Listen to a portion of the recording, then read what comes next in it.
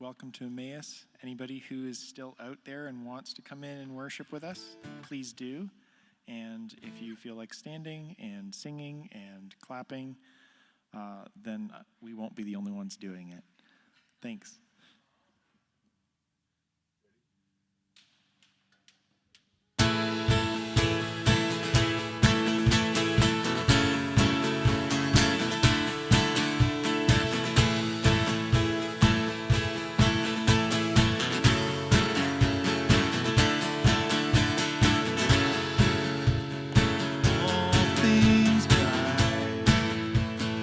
Beautiful you are.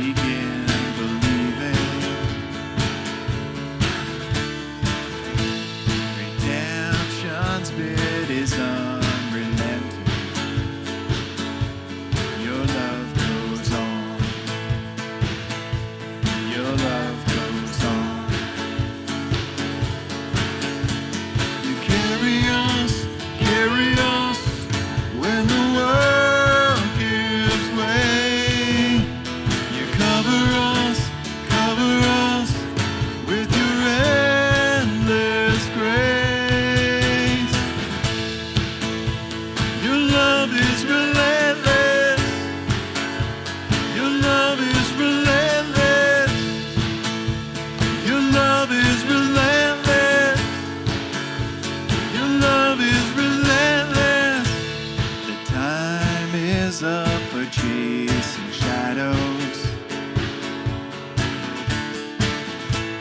You gave the world a light to follow, a hope that shines beyond tomorrow. Your love goes on. Your love goes on. You carry us when the world gives way. You cover us with your endless grace. Your love is relentless. Your love is relentless. Your love is relentless. Your love is relentless.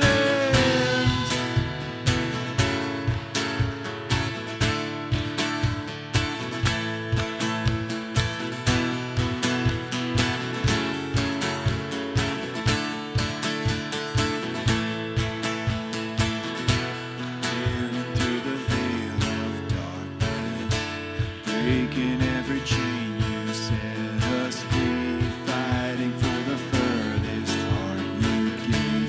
You're alive for all to see.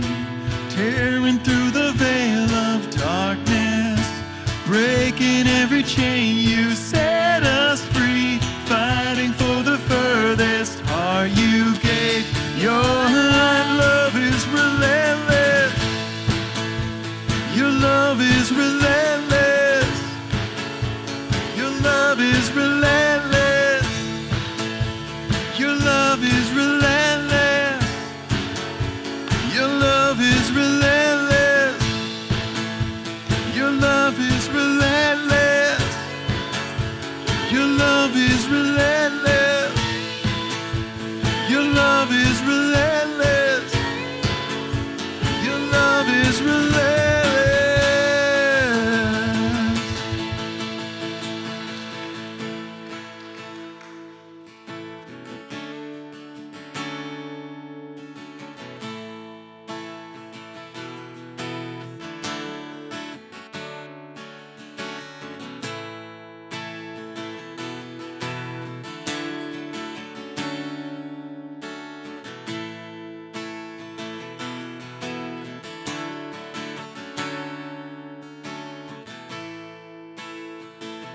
A thousand times I've failed, still your mercy remains.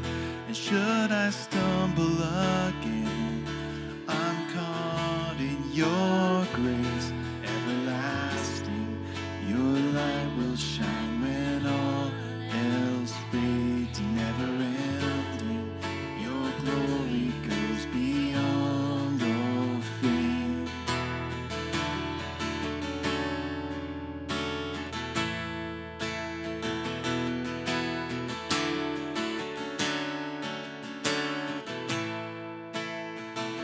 Your will above all else, my purpose remains. The art of losing myself in bringing you praise everlasting. Your light will shine when all else fades, never ending. Your glory goes beyond all fame. My heart and my soul, I give you control. Consume me from the inside out, Lord.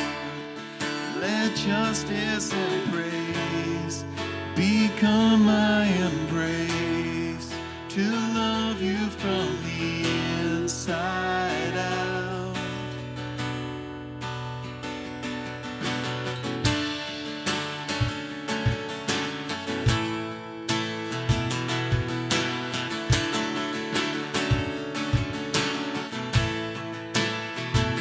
Your will above all else, my purpose remains. The art of losing myself in bringing you praise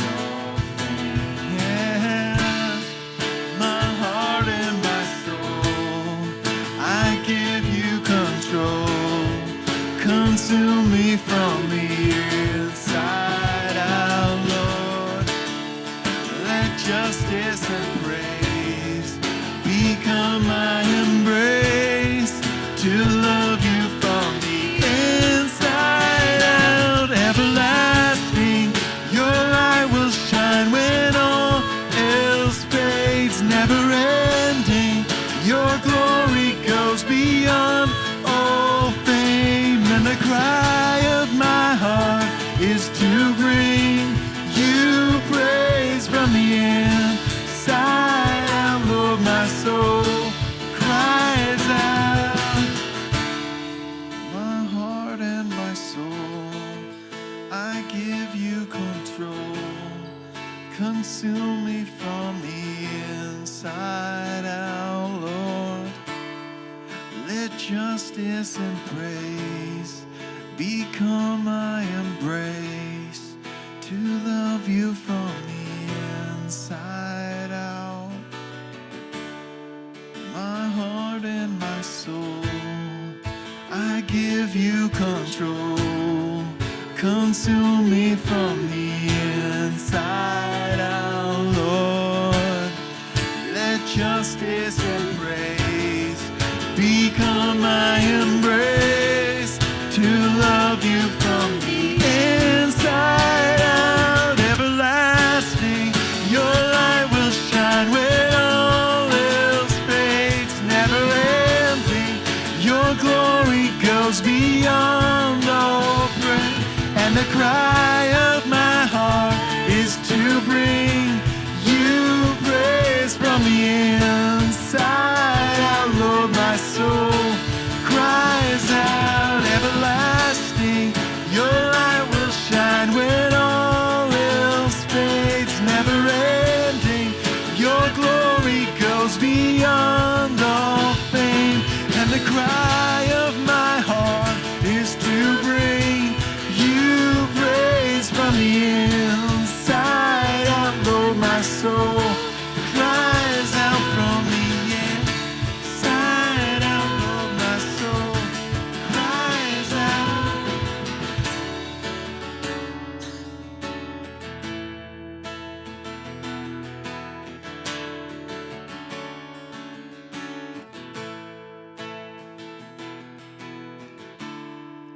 My heart and my soul, I give you control.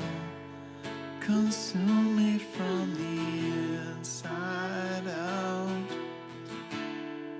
Let justice and praise become my embrace to love you from the inside out.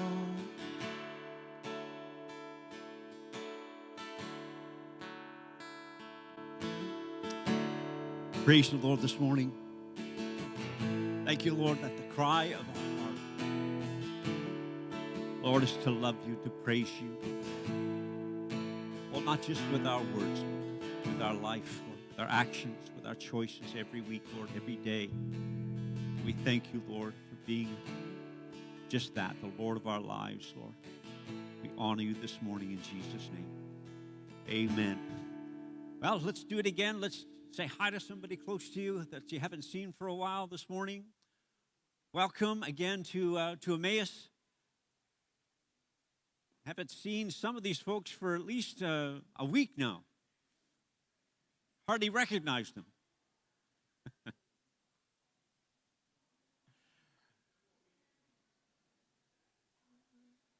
Thanks for coming this morning, hanging out together as church family. I just want to thank everybody for last week. Last week was our chili cook-off, and I don't know, I enjoyed every single one. We had 9 contestants for our chili cook-off. We had over 60 people here testing and sampling all the chilies that were made, and some of them were spicy, some of them were not. Some of them had special ingredients. Of course, they're all special, according to the person that made them anyways. But we had 3 winners. We had Johnny and Penelope Mackay, who were the father and daughter duo that entered, and they won first place. We had Betty and, Greg, no, all right, don't take credit for that, Greg? Betty won second place with her chili, and Wendy came in third place. And I ate the rest of her chili when I got home, so it was good. And we need to do that more often. It was just a great event. So thanks for everybody's help in putting that together, and all those that entered, and those that took some time to test them all, and to put in your votes and your ballots. That was really great. We do have our ongoing between Mother's and Father's Day, our Formula for Hope, our partnering with the Atwell Center in Burlington in Hamilton and Halton. I've got a couple of short little testimonies just to kind of encourage you to check into this. I think I posted this on our Facebook site this morning, but I'm not 100% sure it showed up there, so I will check that again. But just a couple of short testimonies, if you'll bear with me here. It says, Jasmine called the Atwell Center looking for an abortion. After learning that she could have a face-to-face meeting with a nurse, she booked an appointment so she could become informed about her options. In the appointment, the nurse explained the options and gave her a point-of-care ultrasound. And as the ultrasound was underway, Jasmine proclaimed, "I'm going to be a single parent if that's what it takes to keep this baby." Isn't that amazing? Yeah, you can really give God, because God's working through that. God is working through that. Here is another short testimony here about a young lady named Emily. Her and her mother had an opportunity to be heard, and took the opportunity to gather the information about Emily's unexpected pregnancy. When they arrived at the Atwell Center, Emily's mother was pushing for an abortion, but Emily wanted to hear all her pregnancy options. Abortion sounded like the right choice since she was still in school, but she wasn't sure. One of the nurses took Emily through her options, and with a positive pregnancy test, was invited to have her pregnancy confirmed through the ultrasound. Emily agreed with her, and with her consent, our nurse invited the mom to join in the clinic. Mom stood by Emily's head and looked at the monitor on the wall. With a flicker, both Mom and Emily were introduced to Emily's little one. One nurse explained what they were going to be seeing. After the ultrasound, both Emily and Mom were silent, whispering to themselves. They left with a brief thank you, and at that moment, we did not know if we would hear back from them or not, but we continued to pray for them and their journey. 2 weeks later, Emily called to book another appointment with one of our nurses. During that appointment, Emily shared that she had chosen to carry and was looking for further support from us as she was going to parent. We set her up with a doctor, community resources, and invited her to shop at our baby boutique. Isn't that amazing? I mean, there's 2 lives right there that are changed forever. And that's really what our partnering with the Atwell Center is about. And it's really simple to do. We put these forms out on the desk out front. You can scan the QR code, or there's a website there, address you can go to. And our goal this year is to help them out by raising $750. We're partway there now, and with your help, we can get farther. Amen. So I'm going to pass the microphone on to Angelique. She's going to come and share the scripture for this morning. So it's going to be Ecclesiastes 4. And I saw that all toil and all achievement spring from one person's envy of another. This too is meaningless, a chasing after the wind. Fools fold their hands and ruin themselves. Better one handful with tranquility than 2 handfuls with toil and chasing after the wind. Again, I saw something meaningless under the sun. There was a man all alone. He had neither son nor brother. There was no end to his toil, yet his eyes were not content with his wealth. For whom I am toiling, he asked, and why am I depriving myself of enjoyment? This too is meaningless, a miserable business. 2 are better than 1 because they have a good return for their labor. If either of them falls down, one can help the other up, but pity anyone who falls and has no one to help them up. Also, if 2 lie down together, they will keep warm. But how can one keep warm alone? Though one may be overpowered, 2 can defend themselves. A cord of 3 strands is not quickly broken. Better a poor but wise youth than an old but foolish king, and no longer knows how to heed a warning. The youth may have come from prison to the kingship, or he may have been born in poverty within his kingdom. I saw that all who lived and walked under the sun followed the youth, the king's successor. There was no end to all the people who were before them, but those who came later were not pleased with the successor. This too is meaningless, a chasing after the wind.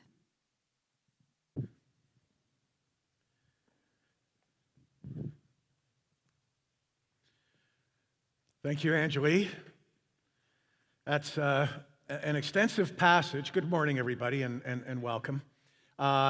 Ecclesiastes, not everybody I know always makes it through every book of the Old Testament, although I would highly recommend it. But the wisdom literature in the Old Testament, including the book of Ecclesiastes, is just, it's stuff you don't want to miss.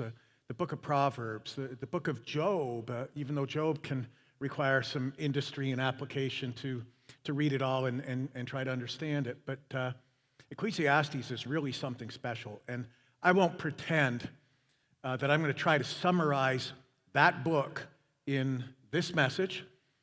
You can thank me later for that. And nor will I even get around to unpacking everything that Angelie read to us this morning. I shared the extensive passage because it's important, I think, as a church, that we regularly sit under the Word and hear the Bible. I mean, when you come to church on Sundays, right, it's one thing to worship. It's nice to have great music and a great team, and it's good to have preaching. But to read the Word out loud and absorb it and pay attention to it, even if they're longer sections, there's real value in that. And so that's part of what we're trying to accomplish in that. The message today has a title, and that is Life is Not a Dress Rehearsal. Life is not a dress rehearsal. And so today we're going to think through the implications of a statement like that. It kind of picks up on where we finished last week about showing up and being present and being engaged now with the one life you have, to use it in the way God wanted you to use it, in the way that only you can use it. So when I say that life is not a dress rehearsal, I mean this is not a trial run. If you're going to have an impact on this planet, you're going to have it now. And the places that you can have it more immediately experienced are in your circles of influence and in your own family. It's a really big, it's a remarkable idea when we tell young people, go out and be a world changer, because most of us, that's a little abstract and it's a little ambitious. But if we start with ourselves and with the people in our circles, we can have an incredible impact on the shape of things to come. And so this being presence, and you only live once. And here's what I know. If you work it right, once is enough. Once is enough. So the question is, are you working it right? Are you experiencing meaning, significance? Are you investing your life in things that God needs you to show up for? And will you leave a lasting mark on the lives of others? Now, I have a quote by Bob Buford in your notes from his excellent book, Halftime. And he says there in your notes, what do I want to be remembered for? None of us know when we will die, but all of us, if we wish, can select our own epitaph. Now, I like that. With 5 decades of living under my belt, it's also obvious to me that there are some things that we don't get to pick. I mean, I don't time my exit or my entrance into this world. It's not always the story that you envisioned for yourself is not always the one that you experience. But we do have a role in actively participating in who we become, our character, virtue. You know, my father used to talk to me a lot, and I appreciate it more now than I did then, about nobility, character, virtue, and that those things will always be true no matter what else changes in the world. To give yourself to the shaping of, to take responsibility, to live a life of gratitude and generosity, to to value character above image or worldly things. These really matter. And on that point, we do have tremendous influence on what is written in our epitaph and how we're remembered, if we're remembered at all. Life is not a dress rehearsal. You only live once, but if you work it right, once is enough. So I want to talk to you today about success and significance. Success and significance. And let me also state that those two are not necessarily in opposition to one another. So without spending a lot of time on this, just to be clear what I mean when I talk about success, we could talk about worldly success, worldly ambition, what the world or what others might look at as winning or being a winner. Get that sort of idea in your mind when I talk about it. 3 young men were discussing success, and the first said, I think success is to be invited to the White House to consult with the President of the United States, the most powerful nation in the world. Second man said, no, I think success would be to be invited to the White House to consult with the President, and when you are there, the hotline, the red phone rings, and the President doesn't answer it because he's talking to you. And the third said, I think success would be to be invited to the White House, consult with the President, and while you're there, the red phone rings, and he answers it, listens, and says, oh, it's for you. We all have this hunger for success. Along with that are other things that drive it that we won't have time to unpack today, but a lot of that comes from our greater hunger for affirmation. We're incredibly social animals. And it's part of the reason why we flock to tribes. Tribes aren't going away. It's also,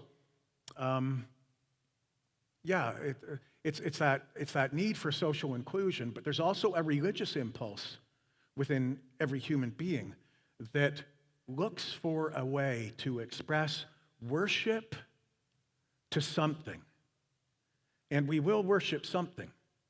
We will be catechized by something. And so one of the things that we should really look at and talk about, and maybe you can just begin to chew on it today a little bit, is in our culture today, I'm beginning to feel like we value affirmation more than we value truth. In other words, you might be tempted to put the current avatar, the current meme, the current picture in a profile pic at any given moment, even if you don't have a strong conviction about it, but because it's the current right thing. And even though you're really not actively engaged, investing, serving in that area, even if it runs a little bit contrary to what you truly believe, social pressure may actually weigh on you to trade truth for affirmation socially. Happens all the time and in greater measure now. But this belonging, this need to be seen as being on the right side, to be a winner, this drive for significance. Garrison Keillor says he remembers the pain of choosing sides for baseball as a boy. He writes, 9 boys to a side, 4 already chosen, 10 possessions left. The captain looks us over. They choose the popular ones fast, and now the choice is hard because the rest of us are all so much the same. Not so hot. And then they're down to their last grudging choices. A slower kid for catcher, someone to stick in right field where nobody hits it. They choose the last ones 2 at a time. You and you and you and you, because it makes no difference. And as for the remaining kids, the scrubs, the excess, they deal with us as handicaps. Well, if I take him, then you've got to take him. He says, sometimes I go as high as 6th. Usually lower, but just once, I'd like Daryl to pick me first and say, him, I want him. The skinny kid with the black shoes and the glasses, you, come on. But I've never really been chosen with much enthusiasm. We all want to be chosen first with enthusiasm. We all want to be significant. We want to be winners, and that's not wrong in itself. I mean, I believe God has placed in the heart of every one of us to achieve and to matter, to be important. But like the instinct for sex or food, it's crucial that this craving for importance be channeled in the right direction. And that's a part of what Solomon was talking about. That's part of what the preacher was talking about in Ecclesiastes, the 4th chapter. Charles Swindoll, in his book Living on the Ragged Edge, wrote this: keep in mind that Solomon is a king. He's not looking from the ground up. His vantage point is from the top. He's looking around at others in these top positions. So he's writing to physicians whose practice is expanding, to attorneys whose clients and personal finances are increasing, to salespeople who are cleaning up financially, to people who own their own prosperous business, to presidents, CEOs, and would-be heads of corporations. And he's saying, let me tell you how it really is on top. Let me urge you to face the truth about where all of this is actually going. So what I want to do now is look at the difference between worldly success on the one hand and spiritual significance on the other. And I want to do this by posing to you 3 questions. So if you're taking notes or following on the screen, number 1 is this: what motivates you? What drives you? What informs the choices that you make and the way that you live? I think we've already talked about one in an offhand way, this need for affirmation, that people like us, affirm us, accept us, and that we belong. There's another one I'm going to unpack today a little bit, and that's the need to impress people. I think the book of Ecclesiastes says some things about the vanity of living that way, the need to impress people. Verse 4 says, and I saw that all labor and all achievement spring from man's envy of his neighbor. Envy of his neighbor. I remember a quote. It really captured my attention because Claudia and I had some success in the marketplace on Bay Street before ministry, and it was a pretty competitive environment that we worked in. And I remember becoming a Christian, like deciding to follow Christ and change direction with my life. And someone shared this Gore Vidal quote that said, it is not enough to win, others must lose. And that was kind of me. It wasn't enough to win, you know. Others had to lose. If they got too close, well, you know, better build some distance up. Got to be number 1.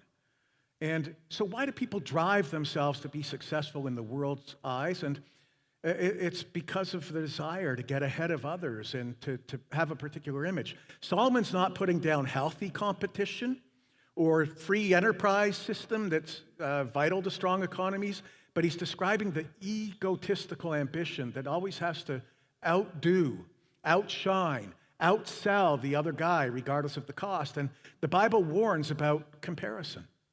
A golf pro was telling about how when his club sponsors scramble tournaments, he'll ask the first group after they finish their 18 holes, when they come in, he'll ask the first group, how did you do?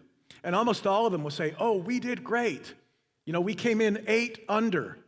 But then they stand at the scoreboard and watch as other teams come in and post better scores of 10 under or 12 under or 14 under. And then he hears people ask the same group, how did you do today? Oh, we did terrible. We came in only 8 under. Right? Because so much of our sense of success relies on how it compares with other people. And if somebody has a better score or a nicer home or more Instagram followers or a better job or more talented children, we begin to envy others and we're disillusioned. One guy asked, how can I ever get out of debt when my neighbor keeps buying things I can't afford? In John 12:43, it says that some of the Pharisees believed in Jesus, but they would not confess him as Lord because they were afraid to be put out of the synagogue because they loved the praise of men more than the praise of God. You might remember a man named Ted Turner. He's still living. He was the founder of CNN, that news and media empire. Probably was at the pinnacle of his worldly success in the early 2000s before the dot-com bubble burst and that. But he merged his company with Time Warner and AOL. But his story is interesting. By the late 90s, the early 2000s, he had a fortune of about $10 billion then. His net worth today is around $2.8 billion, so he's still a very wealthy man. But at 18 years old, Ted Turner enrolled in Brown University in the 1950s and majored in the classics, much to the disapproval of his businessman father. Even though Ted Turner did well academically, he was expelled from school.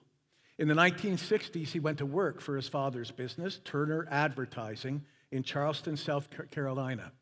Ted Turner married for the first time in 1960 and then divorced his wife while she was pregnant with their first child. 2 years later, he married again, and by this time his parents had separated, and in 1967, his father, who was a millionaire himself, at age 50, committed suicide, and he left his family business to his son. Ted Turner said that one of his goals in life was to be the wealthiest man in the nation. And strategically, he began to build his media empire one block at a time. And Turner never looked back, or so it seems. But at some point, a few years back, in front of thousands of students at Georgetown University, this man who appeared so confident, who exuded the image of a winner, he revealed a deep, deep heartache. In the middle of an impressive speech on the importance of entrepreneurship, Ted Turner held up a copy of Success magazine, a magazine that his father had often read to him while they would travel in the car together, inspecting billboards along the highway across the South. But Ted Turner's picture now was on the front cover of the Success magazine. And at that point in his speech, his booming voice trickled to a whisper. He stared up into the rafters and he asked, "Is this enough? Is this enough for you, Dad?" Who are you trying to impress? Who's your CEO? The Christian develops a different motivation, and that primary motivation for spiritual significance is this: to please God, to live for God's pleasure, to live for God's affirmation. Solomon said this in Ecclesiastes 12:13. Here is the conclusion of the matter: fear God and keep his commandments, for this is the whole duty of man.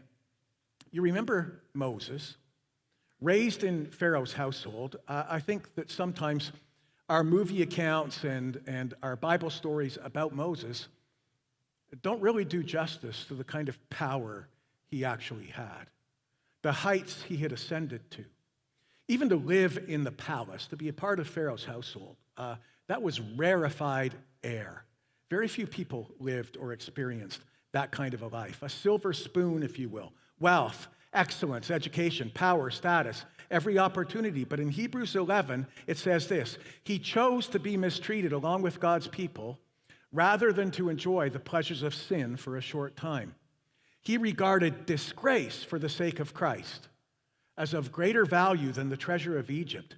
So what would cause a man in the prime of his life, at the peak of his powers, to make such a trade? What's going on here? Mother Teresa was once asked, "How do you measure the success of your work?" And after a moment, she replied, "I don't remember that the Lord ever spoke of success. He speaks only of faithfulness and love, and that's really what counts." The godly person really reaches the point where pleasing God means more than pleasing people. You know, when Mother Teresa became a media darling, and every celebrity went to be photographed with her and to be involved in her work, I really prayed that it wouldn't end up diminishing her work. And I don't know if that'll immediately make sense, but it's like I heard somebody describe a narcissist. He was referring to a particular political leader, but that a narcissist is somebody who wants to be assigned or accredited virtue, unearned virtue they don't deserve and they haven't earned, and but they demand admiration. They demand this kind of attention, and I think that now we'd feel differently about Mother Teresa if from the time she was 20 years old, working among the most poor people, she had a camera team following her, right? Suddenly it's contrived. Suddenly it loses depth. Suddenly it's not as real anymore. It doesn't count. It doesn't count.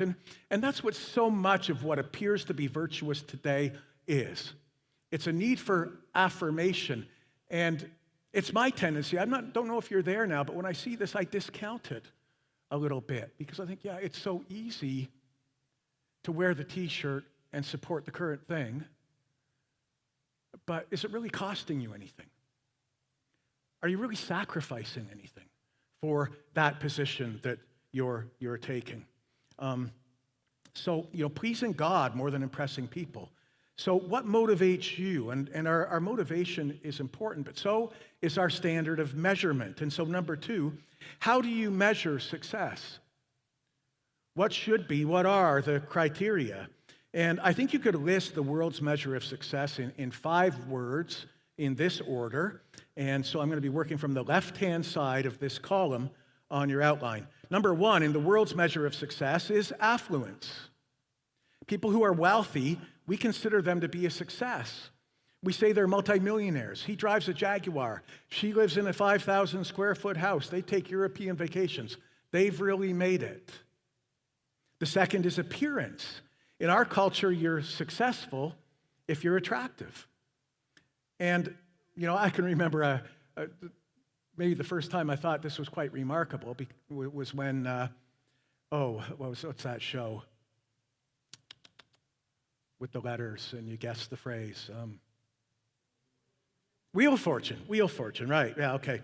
So when it became really, really big in the Pat Sajak, Vanna White days, and do you think that Vanna was getting $3 million a year because she knew her alphabet?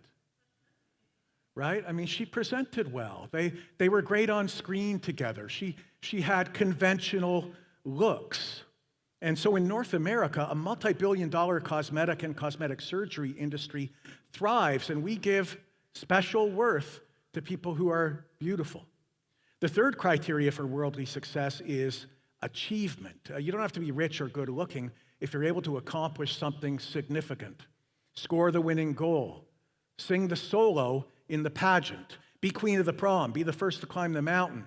A fourth measurement is power. You're successful if you have power, if you're influential, if you can make things happen, if you're popular in school, or if you hold a position of power in the government or in business. That's why we love titles. General, president, captain, chairman, judge, professor, doctor, reverend. Number 5, self-confidence. Self-confidence. We look for our heroes to ooze self-assurance and confidence, but then how often do we see behind the curtain where it's exposed and their lives are in absolute tatters? Or our heroes check into the Betty Ford Clinic or to rehab, or they file for bankruptcy protection, or they end up on the pages of newspapers, magazines, and all over media because they're having a high-profile public divorce where all kinds of their dysfunction is dragged out in the public to see. And then you say, oh, I like the Jack Sparrow version better. Right? It's not always what it appears. I can remember growing up and thinking, man, I wish I had that person's life, man. That must be so awesome. Or you look at this cajillion, I wish I had their life, then it would be so easy. And like I said, now with 5 decades under my belt, I don't think that at all anymore. Most of my childhood heroes, thank God that I didn't get that life. Now, I might not have had the talent to achieve that life anyway. It's not sour grapes here. It's just like, oh my goodness, it's never as pretty as it presents. It's never what it appears to be. It's never what it appears to be. You see, the world's measurement system seems to be about superficial things, appearance, achievement, power, yet it seems void of meaning, significance, happiness. It's like they're wearing a mask. A story is told many years ago. A depressed man went to a counselor in order to seek some help.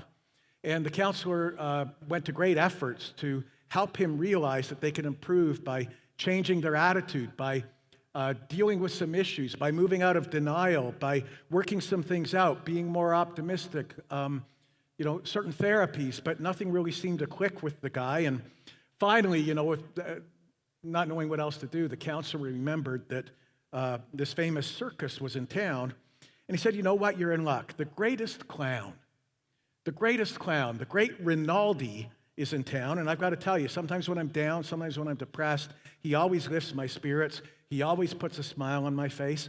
Why don't you just go to the circus and watch the great Rinaldi? And the man looked up with sadness and said, you don't understand. I am the great Rinaldi. The search for meaning, happiness, significance, success, it can't be found in the left-hand column of your notes.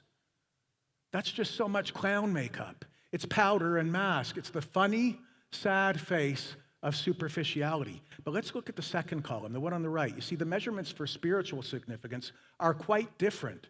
The world honors affluence, but true significance lies in generosity. Not what you get, but what you give. Waking up in the morning rather than grumbling, but having an attitude with some gratitude where you say, you know what? I bear the responsibility of helping others, serving others, paying something, giving something. If I have, I need to be generous, not strive to have more and more and more and more. The Lord doesn't measure your worth by what you've accumulated. In fact, he says it's kind of silly to hoard vast treasure on earth when you're going to leave it all behind anyway.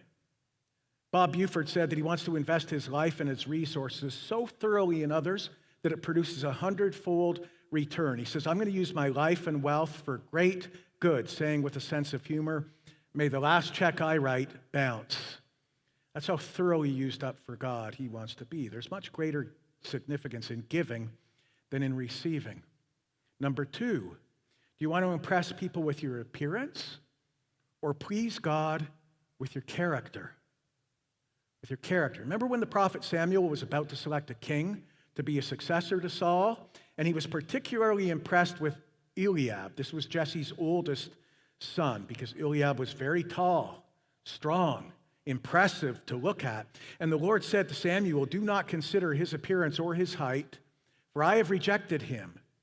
Men look at the outward, but God looks at the heart. Our preoccupation with youth and beauty, it's really quite superficial, isn't it? Yet we're fascinated by celebrity, fame, and beauty, the outward. And I could be totally wrong on this, but in 200 years, I don't think the history books are going to devote a whole lot of space to Kim Kardashian or Kanye West or the latest social media influencer or Instagram model, as physically attractive as they may be.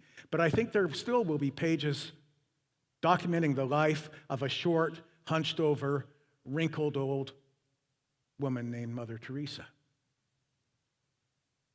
Now, I'm not the judge, but, Jesus looks at one thing. Blessed are the pure in heart, for they will see God. Number 3, the world esteems achievement, but true significance is found in service. In service.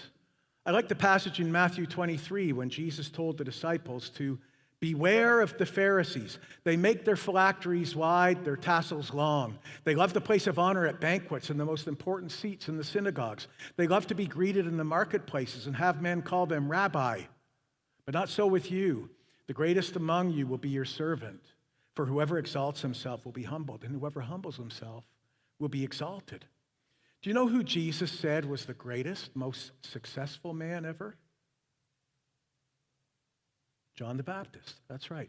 John the Baptist had no wealth, lived out in the wilderness, survived by eating locusts and wild honey. He started out with big crowds, but the crowds got smaller. The charts all declined. The numbers went south. He was virtually deserted, and then people were also starting to follow Jesus instead of him. And he wound up in prison and beheaded because he had the character and courage to confront an immoral king with his sin. Hardly a success. He didn't land on his feet. He lost his head. And Jesus said, I tell you the truth. No greater man has ever been born than John the Baptist. Why? A life of service to Christ, faithfulness to his prophetic calling, a pointer, always pointing people to Jesus, always pointing to people. It's not me, it's him. I must decrease, he must increase. Number 4, the world loves and values power, but significance is found in loving relationships. Relationships. Look at verse 7 in your notes. Again, I saw something meaningless under the sun. There was a man all alone. He had neither son nor brother. There was no end to his toil, yet his eyes were not content with his wealth. For whom am I toiling, he asked, and why am I depriving myself of enjoyment? This too is meaningless, a miserable business. John DeButz, the former chairman of the board for AT&T, a company with millions of employees, had to have his leg amputated after he retired. And he said that nobody came to visit him in the hospital. Nobody except his wife, the woman he had largely ignored for years. Is that what success looks like? If you're rich, but your family is alienated from you? Are you really a success if you have 1 million people under you and nobody visits you when you're sick? All throughout the Bible, we are told to value people, to serve others, to love and serve people. Number 5, self-confidence or God confidence. We are so limited. We don't like to be told this. We really don't like to acknowledge this. We are incredibly fragile. Human beings are fragile things. And we may feel powerful when we compare ourselves to people who are weaker, but then to compare ourselves to God, Almighty, all-knowing, all-powerful, significance is found in knowing, trusting, and obeying God.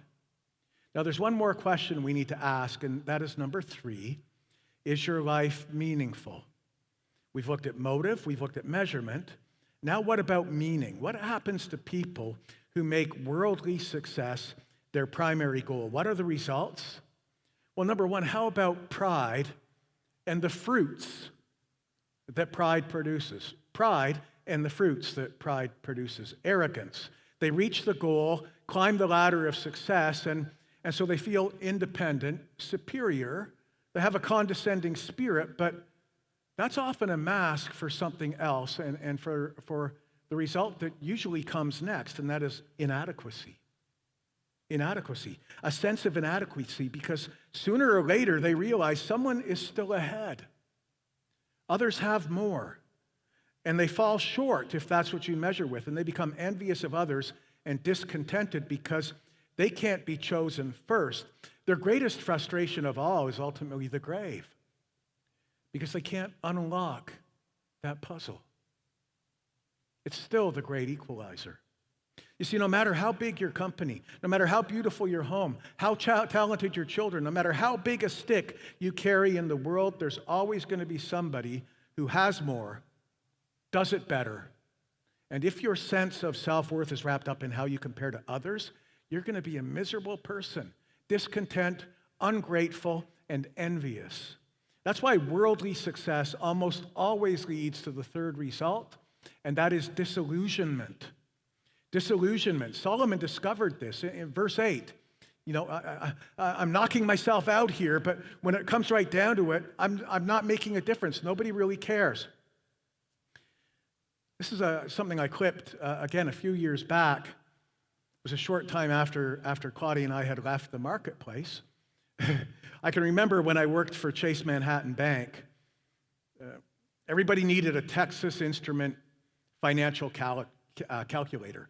This was no ordinary pocket calculator. It was called the TI-35, and it would do your algorithm. It would do all your algebra, your interest calculations, current value, future value, all of these different things. And it was quite the device. It wasn't a smart device, but it was programmed to do an enormous number of things. Texas Instruments was a huge player. And I kept this because I got it from the USA Today, I guess in the early 2000s. They carried a headline on the death of the Texas Instrument chief, their CEO. And the headline said, "Death of TI chief, not likely to hurt business." The death of Texas Instruments CEO Jerry Jenkins is not expected to affect the company's well-being, Wall Street analysts say. Jenkins died of a heart attack while traveling in Germany, Texas Instruments announced Wednesday. Trading in its stock was halted briefly before it closed up at 53.5, up 1 1/8. Is that it?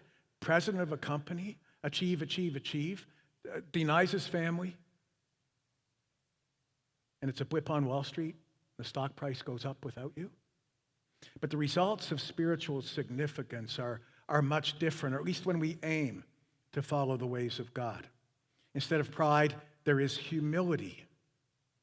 And if you accomplish anything, you know it's not by my strength or by my power, but by God's Spirit. You give thanks to God for all that you have or anything that he enables you to achieve. And if God does something great through you, you're amazed that he can drive a straight ball with such a crooked stick. Instead of inadequacy when others do well, there's a sense of contentment, perhaps even celebration. You can rejoice with others at their prosperity and be content with where God has placed you. Paul said in Philippians 4, I have learned to be content whatever the circumstances. I know what it is to be in need, and I know what it is to have plenty. But I've learned the secret of being content. I can do everything through him who gives me strength. And instead of disillusionment, there's eternal hope. Sure, your looks fade. Sure, you get older. Sure, your replacement is going to be welcome. For sure, you're going to die. And you probably won't even get a headline. But you're going to be welcomed into eternity. You're going to be celebrated by your Father. It'll suddenly become crystal clear, all of it, and worth everything we considered suffering or sacrifice. Like that. You will have spent this life, this one and only life, writing an epitaph that brings glory to God, and then hearing, when you depart this life, these words of your Father, well done, good and faithful servant. So, what are you doing with your life? It's not a dress rehearsal. What are you investing it in that really matters, that will really last? Ecclesiastes 2, verses 10 through 11 says this, I denied myself nothing my eyes desired. I refused my heart no pleasure. My heart took delight in all my work, and this was the reward for my labor. Yet when I surveyed all that my hands had done and what I had toiled to achieve, everything was meaningless. A chasing after the wind. Nothing was gained under the sun. Are you living a life chasing after the wind? Saw a little kid in a parking lot recently. The mother gave her a balloon, and she let go and started to sail, and she tried to catch it, and gone. Is that going to be our life? Yours, mine? With the wind? Share a little story by Max Lucado as we close, because he compares our worldly efforts with a little child building a sandcastle. Okay, so a little child at the ocean on the beach, spooning out a moat, packing the walls, getting popsicle sticks for bridges. Much to the delight of the boy, a castle is soon created. I'll just read what he wrote. A man in his office shuffles papers, delegates assignments, cradles his phone on his shoulder, and punches the keyboard with his fingers. Numbers are jotted down, contracts are signed, and much to his delight, an empire begins to take shape. All of his life he works, formulating plans, forecasting futures. Profits will be his sentries, capital gains will be his bridges, and empire will be built. Lucado writes, 2 builders of 2 castles. They have much in common. They shape granules into grandeurs. They see nothing and they make something. They are diligent and determined, and for both, the tide will rise and the end will come. Yet that's where the similarities cease. For the boy sees the end, while the man ignores it. Watch the boy as the dusk approaches. Each wave slaps an inch closer to his creation, but the boy doesn't panic. He's not surprised. All day, the pounding waves have reminded him that the end is inevitable. He knows the secret of the surging. Soon, those waves will come and take his castle into the deep. The man, however, doesn't know the secret. He should. He, like the boy, lives surrounded by rhythmic reminders. Days come and go. Seasons ebb and flow. Every sunrise becomes a sunset, and it whispers the secret. Time will take your castles. So one is prepared and one isn't. As the waves near, the wise child jumps to his feet and begins to clap. There's no sorrow, no fear, no regret. He knew this would happen.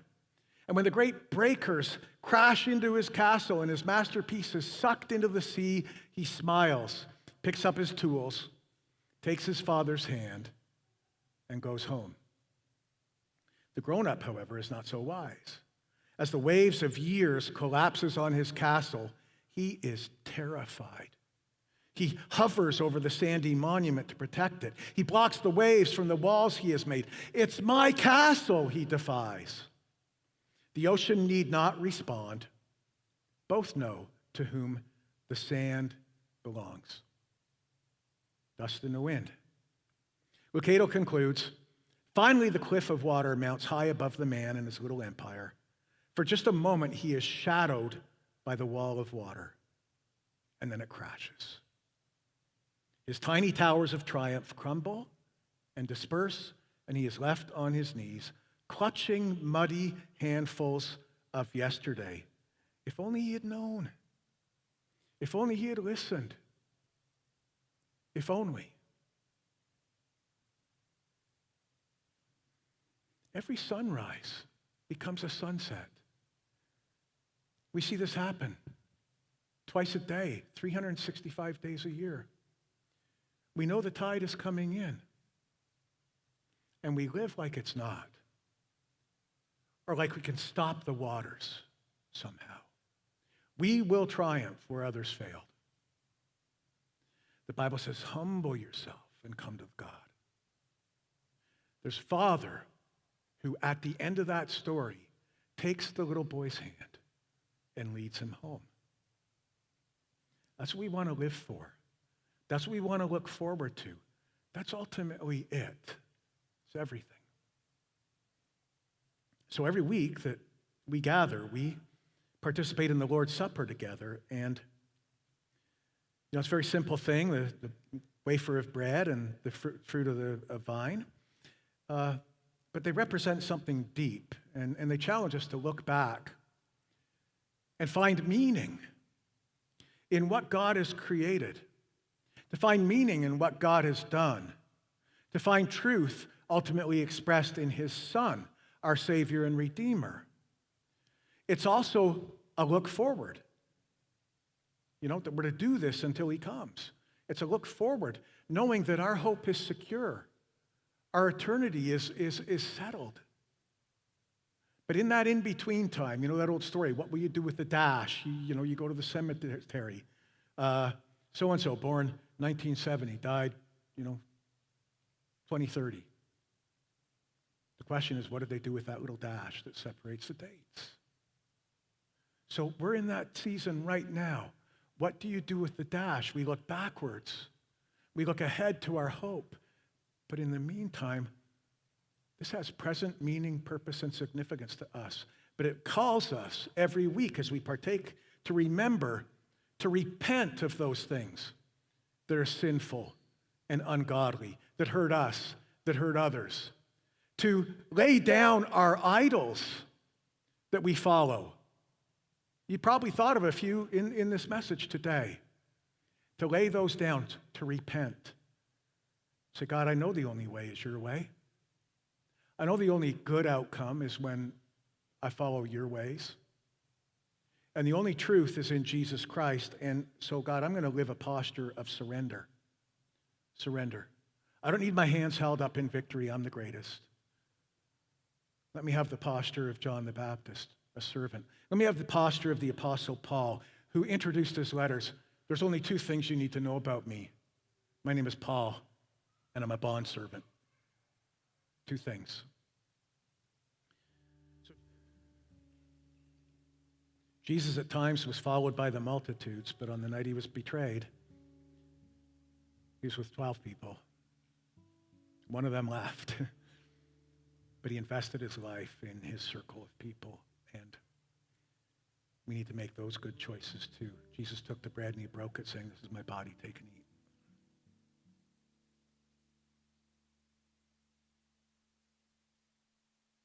The cup and blessed it, saying, "This is my blood of the new covenant. As often as you do this in remembrance of me."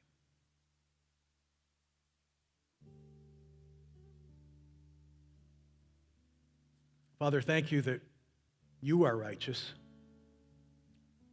We are not in and of ourselves. Thank you that you show us a better way to live. Thank you for redeeming us, for making us new. It's our desire to be continually conformed and shaped into the likeness of your Son, a servant, and to bring you glory with all our own, one and only lives. We pray these things in Jesus' name. Amen.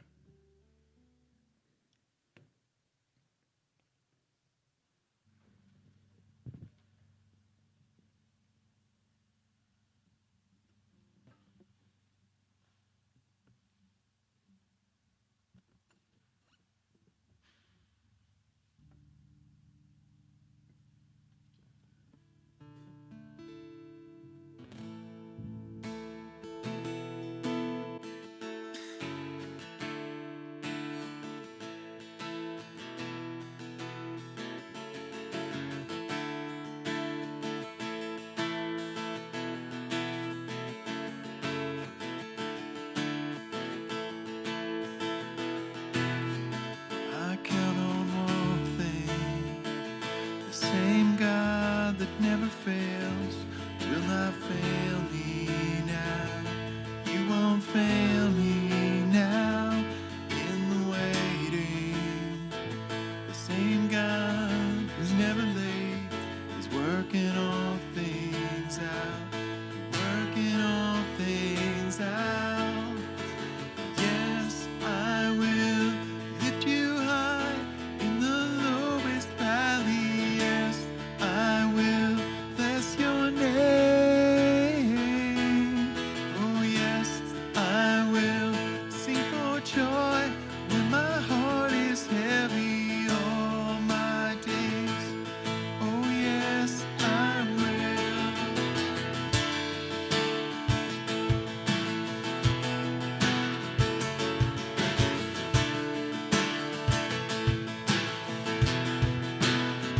I count on one thing, the same God that never fails will not fail me now.